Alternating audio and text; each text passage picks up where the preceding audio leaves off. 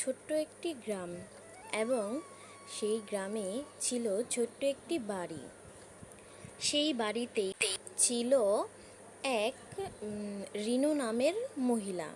তার অনেক বছর ধরেই সন্তান হতো না এবং বাড়ির এক কোণে মন খারাপ করে বসে থাকতো।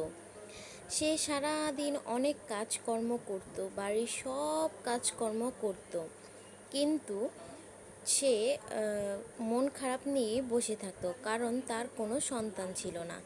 একদিন সে সিঁড়িতে বসেছিল এবং তার স্বামী দ্বিতীয় বিবাহ করে চলে আসে, কারণ তার কোনো সন্তান ছিল না বিদায়। তারপর সে আসে এবং তার স্ত্রীকে বলে, এটা আমার দ্বিতীয় বউ, ওর সাথে ভালো ব্যবহার করবি। তুমি তো আমাকে কোনো সন্তান দিতে পারো নাই, কিন্তু ও আমাকে সন্তান দিবি। তুমি বাড়ির সব কাজকর্ম করবে, ও যেন কিছু না করে।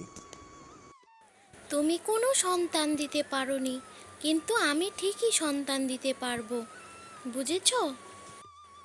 তুমি এরকম কাজ করতে পারলে, তুমি আমাকে রেখে অন্য আবার বিয়ে করলে, তুমি আমার কথা একটুও ভাবলে না। এখন আমার কি হবে? আমি কি করব এখন?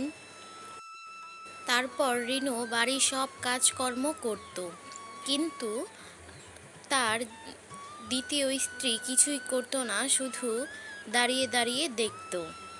এভাবেই প্রায় 3-4 বছর কেটে যায়।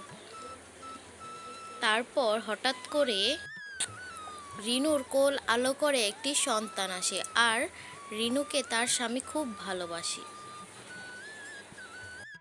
তারপর রিনুর স্বামী রিনুর সাথেই থাকে, তার দ্বিতীয় স্ত্রীকে তালাক দিয়ে দেয়। এভাবেই আমরা বুঝতে পারি ধৈর্যের ফল খুবই মিষ্টি হয়।